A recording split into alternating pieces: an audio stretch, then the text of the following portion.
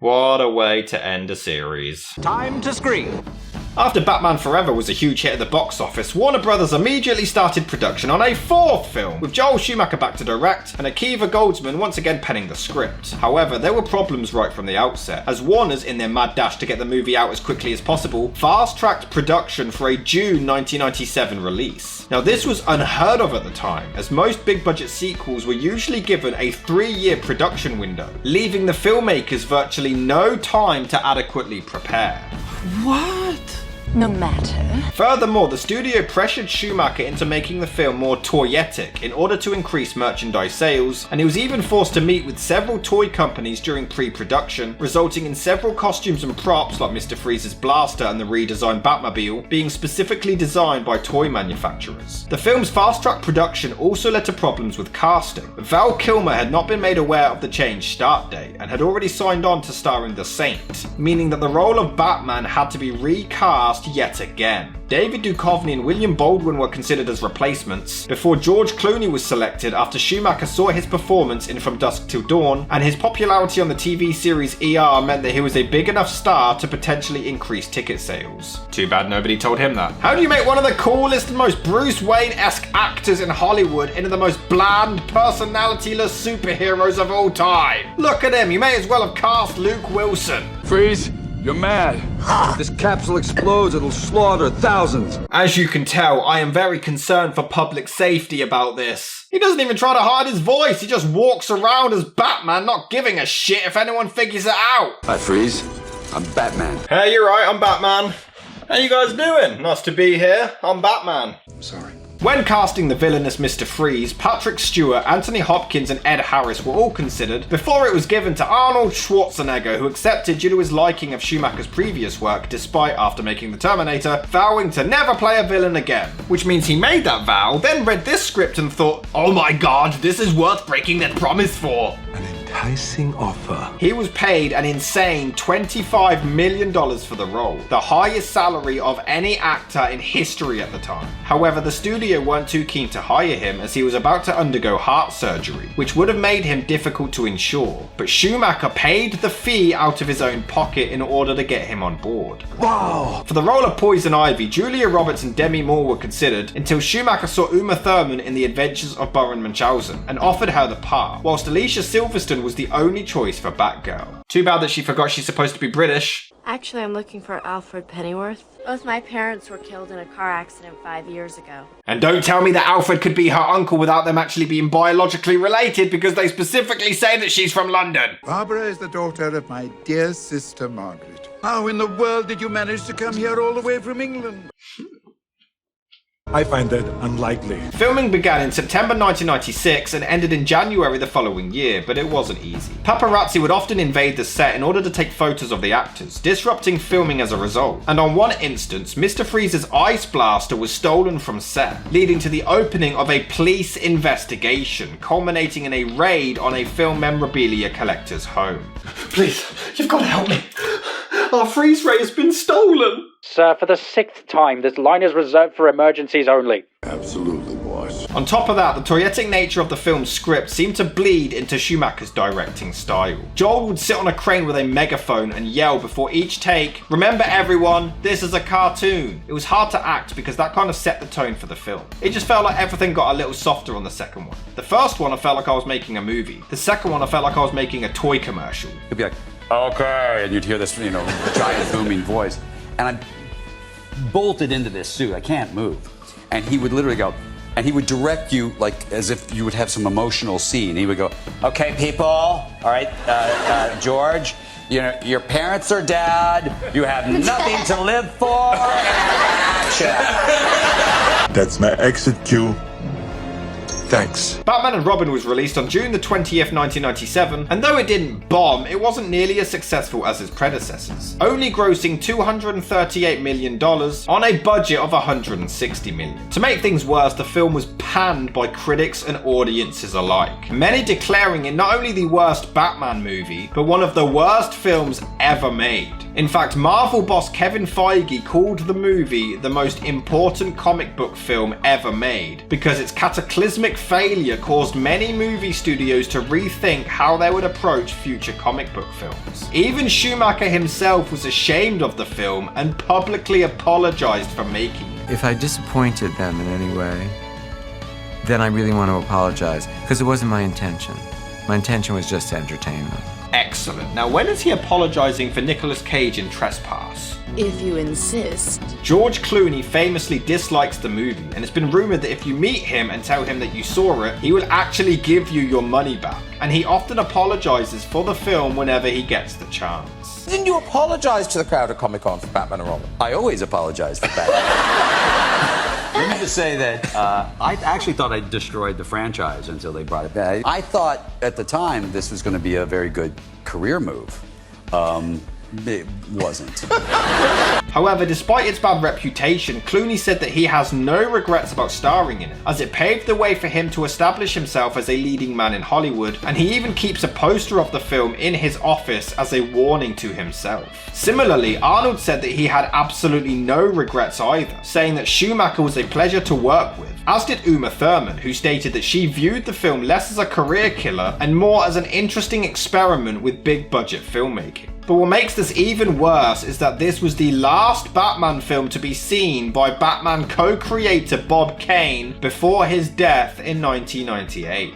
Well done, Schumacher, you killed Bob Kane! Show some mercy. Before the movie bombed, 2 more were actually planned. A Robin solo film where he would take on the mantle of Nightwing, and a direct sequel titled Batman Unchained, with Clooney and O'Donnell reprising their roles, which would have also featured Courtney Love as Harley Quinn. I mean, she has a history of murdering innocent people. Nicolas Cage would have also been brought in as Scarecrow, with a hallucination allowing Jack Nicholson to return as the Joker in a flashback. However, due to this film's critical and financial failure, these were binned and everyone was too afraid to even talk about Batman again until the series was resurrected in 2005. Admittedly, the previous film was goofy in nature, so you could argue that having bat nipples and bat asses on the suits isn't too out there compared to its predecessors, but I would question why the hell Alfred designed them on a suit for his own niece, the little perv, much like the big dramatic opening followed by a cheesy one-liner. Chicks dig the car. Decisions like this aren't too outrageous, as explained, it was evident in the previous film.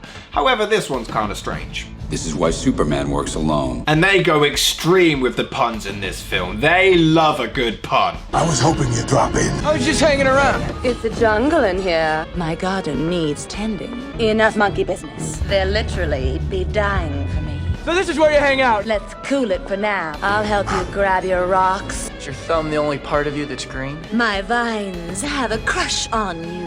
And that's not even counting all the ones from Arnold. The Iceman cometh. The ice cold of space. You are not sending me to the cooler. My condition has left me cold. Stay cool. Can you be cold, Batman? My passion, thoughts for my bride alone. Talk about your cold shoulder. Cool party. Allow me to break the ice. Chilled to perfection is a dish best served cold. Hell, freeze us over. Let's kick some ice. A freeze is coming. What killed the dinosaurs? The Ice Age! No, it didn't. It's a meteor. Speaking of which, this movie is very inaccurate. It took God 7 days to create paradise. 6.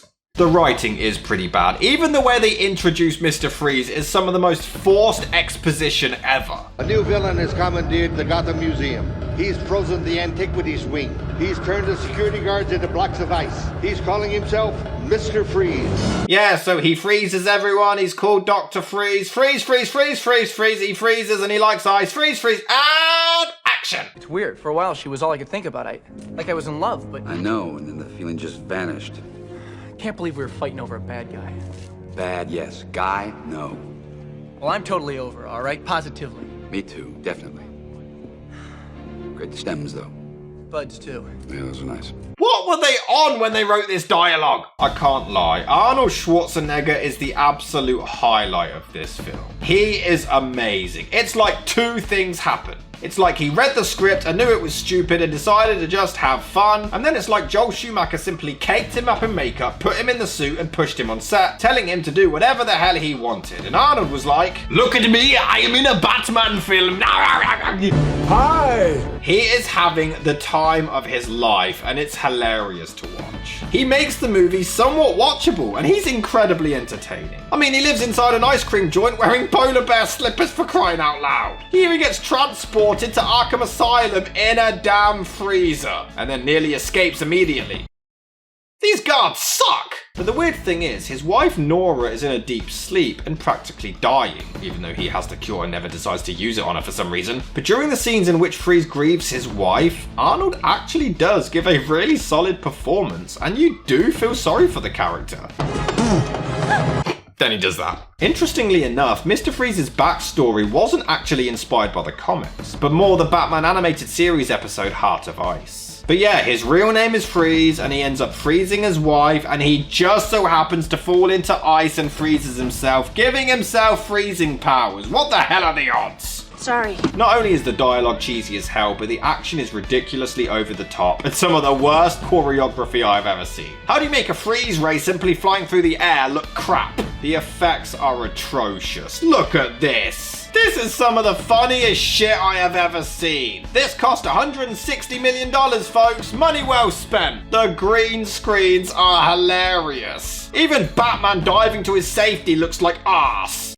And not a nice ass either. And if they think I'm taking shots like this seriously, they're higher than Schumacher. None of it ever looks like they're even attempting to make it look convincing. Even jumping onto a bike looks shit. I want to know who choreographed this stunt work, so I can fart on them. Did they film this in space? Who moves this way? It looks like an episode of the Flintstones. Look, young Bruce can't even slip over properly. Can they do anything right? And even when the choreography itself is fine, the editing cuts it short and makes it look worse. They genuinely added that sound effect themselves. Batman and Robin play hockey to protect a diamond, for crying out loud. They surf through the air to chase a flying Arnold Schwarzenegger. Cowabunga! I'm gonna feed my foreskin to some piranhas. While I enjoyed Chris O'Donnell as Robin in the last film, in this one he just spends the majority of the movie moaning. How about nice to see you? Glad you're here to save my life? She loves me and not you, and it's driving you crazy. You just can't stand that maybe she wanted me instead of you. I could have made that jump. You know, in the circus, the Flying Graysons were a team. We had to trust each person to do his job. That's what being partners is all about. You just couldn't stand it she was gonna kiss me and not you. No one could capture Ivy but the big bad bat. It's Batman and Robin, not Robin and Batman. And I'm sick of it. You just want it for yourself, don't you? You're never gonna trust me. I want a Robin signal in the sky, all right? You would say anything to keep her away from me, wouldn't you? He gets really annoyed that everything has to go by Batman's rules, and Alfred even agrees with him, but why the hell is this a dilemma? He's Batman! He's the adult and Robin is a little bitch. Nobody cares about Robin. I hate when people talk during the movie. It takes the movie just 15 minutes before resorting to the cliche of the villain giving the hero two things he can't possibly do at the same time. And then he just leaves without killing Batman then and there for some reason. Uma Thurman as Poison Ivy is surprisingly really good. She acts her ass off in this film, and it's definitely the best, genuinely best performance. She's actually way too good to be in this film. But does she have a crush on Mr. Freeze? Retrieve my wife. You never said anything about a wife. I've never been good with competition. Weird. And because science, something, she has superpowers now, and we're also introduced to Bane. Yeah, this is a massive problem. In just the first half an hour, we are crammed so much information all at once. Try to keep up. So Mr. Freeze is a bad guy, and his wife is dying, so he wants to freeze Gotham for revenge, while Poison Ivy is bullied and gets turned into a killer Professor Sprout, while Bane is a glorified zombie man. Alfred Pennyworth is dying, Robin is annoyed at Batman for being stuck inside his shadow and wants to be equal and treated fairly, and Alfred's niece Barbara also comes to town. Please be looking for me. I mean, she's clearly in a school uniform and you're like 35. Is there something wrong, sir? She also gets introduced only to completely vanish for half an hour and then return again later. But she's also not exempt from bad choreography. Yeah! And weird kung fu noises. And that's not even including Janine from Friends as Bruce's love interest, who gets introduced an hour into the film and then is never seen again. I will admit, the Professor is actually really good and gives a great performance. Well, I can respect your opinion. Sadly, I'm not good at rejection. I'm afraid you'll have to die. He's so casual, it's great. And then he's not even surprised when she comes back from the dead. To their credit, as Alfred's health declines, there is a nice scene where he explains to Bruce that he won't always be around, and he has a flashback to his childhood, which is kind of sweet. Don't be silly, Alfred. After all, she's family.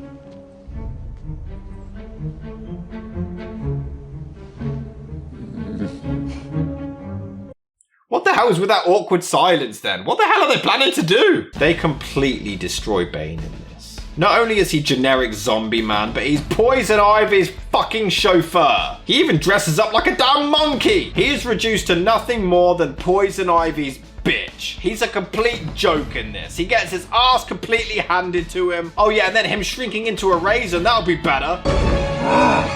We're not gonna make it! Wish the filmmakers said that. Yeah, the Dark Knight who used to hide in the shadows and destroy any photos taken of him now does public appearances at auctions. Why the hell not? And we even get Coolio! Coolio is in Batman! Sure. But I don't know about you, when they announced a 4th Batman film, I certainly wanted to learn about Alfred's niece's gangster biker lifestyle. Dying? Why didn't he tell us? You know, Alfred, he'd never say anything, but I can tell. I'm psychic, man. So Ivy kisses this guy who dies a lot quicker than the fella earlier, before joining forces with Mr. Freeze, which makes no sense as she wants to cover the world with greenery and he wants to cover the entire world with ice, which would kill them all, but fuck it. Wow, their security cameras are conveniently close up and extremely high quality, not like the ones in real life that look like a potato. Why are all the gorgeous ones homicidal maniacs? Is it me? Who? Vicky wasn't. Selena was somewhere in the middle, but Chase Meridian wasn't. It's literally Selena and her. It turns out Alfred and Nora have the exact same disease as well. Yeah, what the hell are the chances? Then Barbara just so happens to correctly guess Alfred's password and finds out that Bruce is Batman and she doesn't even act surprised. And Alfred just so happened to pre-record a message assuming Barbara would somehow guess his password and find the Batcave and find out Bruce is Batman and want to join Batman and Robin, so he designed her a costume just in case. Wasn't he already sick when she arrived? When did he record this? I need a sign. How about slippery when wet? I don't even know if that's PG. I will concede, Alicia Silverstone does look pretty cool as Batgirl. It's just randomly forced in at the end, so it doesn't really do it justice. And Ivy confesses to killing Nora in front of her, and she just so happened to be recording at this exact moment. Yeah, of course she was. This was written by an infant on cocaine. Why doesn't Ivy just kiss Barbara? I mean, it'll kill her. Sexist. I'm not even joking, this movie actually has a huge problem with men. Men. Everything the hard way. Men. The most absurd of God's creatures. And despite only becoming Batgirl 20 seconds ago, she immediately knows how to fight and use all of her own gadgets. I love how Bruce can't even recognize her. Yeah, her face is hidden so well. And they barely even react to her finding out their deepest, darkest secret. You've known her, what, 2 days? So they plan on realigning the sunlight from the other side of the world to melt all of the ice. Okay. I will admit, Bruce gives Freeze some nice dialogue as he tries to talk some sense into the guy. And Ivy somehow survived being eaten by a plant. Batgirl and I fell off the telescope. Why didn't you try and save us? It's the first time I've fallen and you weren't there to catch me. I figured you could handle it. You know, Dick, sometimes counting on somebody else is the only way to win.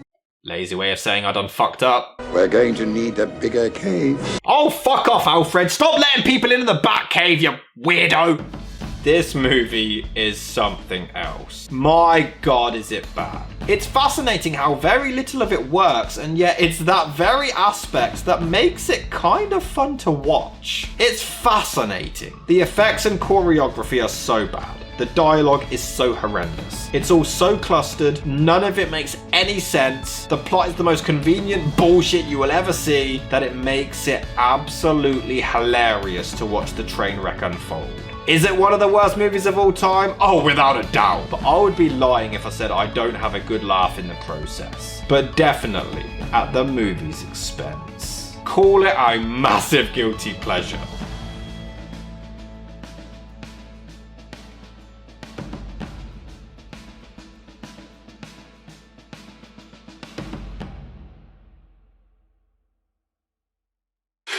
Please, please, that was really bad. Please, let me do that again, because I got wet. Please, you've got to help me. Our freeze ray has been stolen.